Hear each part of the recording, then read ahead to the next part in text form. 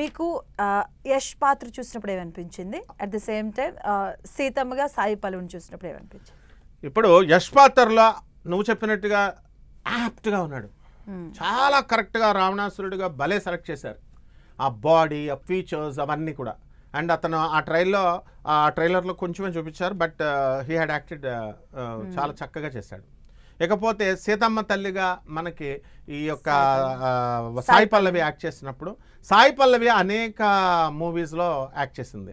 So అవే shades వస్తున్నాయి. So మనం cinema చూస్తున్నప్పుడు సాయి పల్లవి కనబడుతుంది, కానీ ఆ ట్రైలర్లో సీతమ్మ వారిలా కనబట్ల. అంజలి గారు ఏం చేసేవారు, సీతాదేవిగా వేస్తే సీతాదేవే మనం చూసేవాళ్ళం, అంజలి అని మర్చిపోయేవాళ్ళం. సో ఆ రకంగా ఇంకా ఇంప్రూవ్మెంట్ మన ఈమె చేసుకోవాలి. And she should also see the అది కాస్ట్యూమ్స్లో కానీ వాటిల్లో కానీ అన్నీ ఆమె కూడా అడగాలి. అడిగి సీతాదేవి మరో చరిత్రలో ఒక 100 సంవత్సరాల పాటు సాయి పల్లవి యాక్ట్ చేసింది సీతాదేవి పాత్రలో లీనమైపోయింది అంటే జీవించేసింది అన్నట్టు ఉండాలి, అంతేగాని నటించింది అన్నట్టు ఉండకూడదు.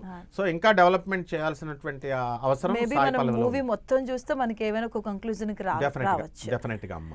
అండ్ ఇంకొకటి, ఈ ట్రైలర్ లో చాలా మంది అడిగే క్వశ్చన్, రామాయణాన్ని మనం ఆంజనేయ స్వామి లేకుండా ఊహించలేం.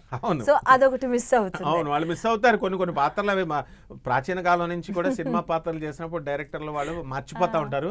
ఈ ట్రైలర్లో ఎవరైనా అసలు తెలివితేటలు ఉన్నాయా? జయత్యతిబలో దేవో అంటాం మనము. ఆంజనేయ స్వామిని ఏంటి, మనోజవం మారుతుల్య వేగం జితేంద్రియం బుద్ధిమతామరిష్టం వాతాత్మజం వానరయోధ ముఖ్యం శ్రీరామదూతం శరణం ప్రపద్యే. మనోజవం అంత స్పీడ్. అసలు ఆంజనేయ స్వామి లేనిదే జయవారము అంటాం మంగళవారాన్ని.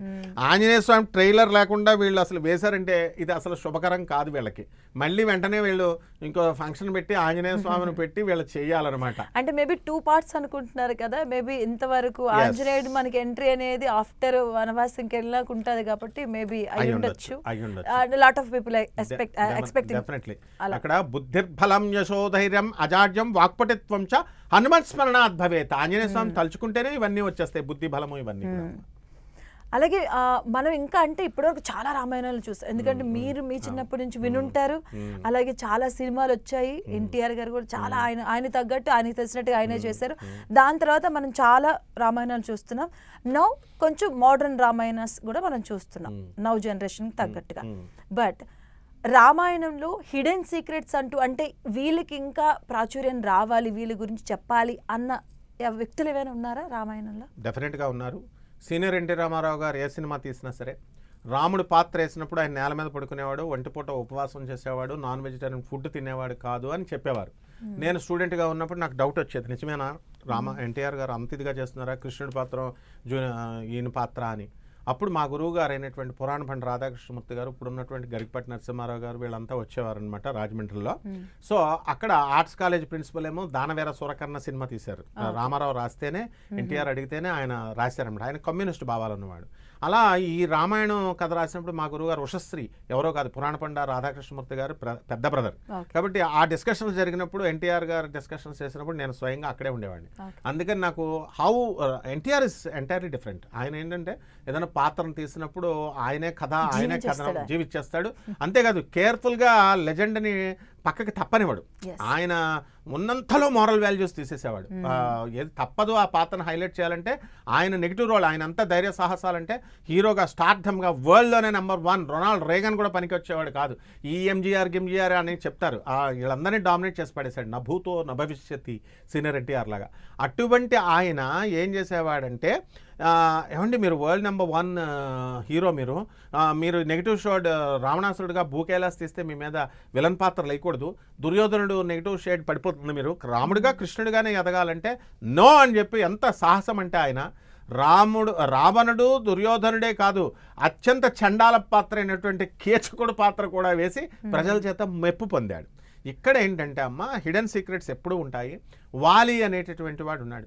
ఈ రావణాసురుడు వాలి చేతిలో ఓడిపోయాడు. అది చూపించాలి బాగా. ఎందుకు ఓడిపోయాడు రావణాసురుడు అంతా?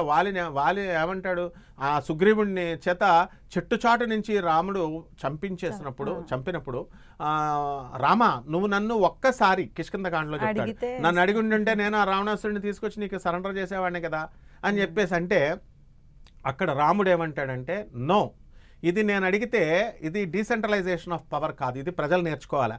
ఒకటి నేను అడిగాను, నువ్వు ఆర్డర్ వేసావు, నువ్వు పట్టుకొచ్చేసావు. నో, ఇక్కడ పవర్ని నేను డిస్ట్రిబ్యూట్ చేయాలా, అది పొలిటీషియన్ నేర్చుకోవాలి. రాజనీతి శాస్త్రం రామాయణం కూడా. అందువల్ల ప్రతి ఒక్కళ్ళకి వర్కప్ చెప్దాం, హనుమంతుడిని వెతికే వర్కప్ చెప్దాం, వారిని అంగదుడిని, సుగ్రీవుడిని, నీలుణ్ణి, జాంబవంతుడిని అందరికీ డీసెంట్రలైజ్ చేద్దాం పవర్. ఎవరి యొక్క యునిక్నెస్ వాళ్ళకి తెలియాలి అని చెప్పినటువంటి గొప్ప రాజకీయవేత్త శ్రీరామచంద్ర ప్రభు. రాముడు కాబట్టి రాజనీతి శాస్త్రమే ఆయన. తర్వాత ఇది చెప్పడం కోసం అవన్నీ జరిగింది.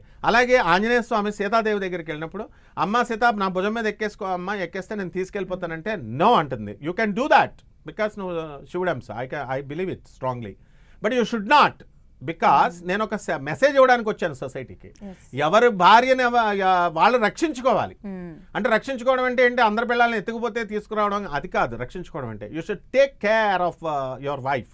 ఇంట్లో ఉన్నప్పుడు భార్య నీకు వంట పెడుతున్నది, ఆమెకు జ్వరం వచ్చినప్పుడు నువ్వు వంట చెయ్యి, ఆమెకి సిక్గా ఉన్నప్పుడు నువ్వు చెయ్యి, ఇంట్లో పని షేర్ చేసుకో, హాస్పిటల్ చూపించు, హాస్పిటాలిటీ చుట్టాలు వస్తే భార్య ఇవ్వక్కర్లేదు, యూ టు డూ వర్క్.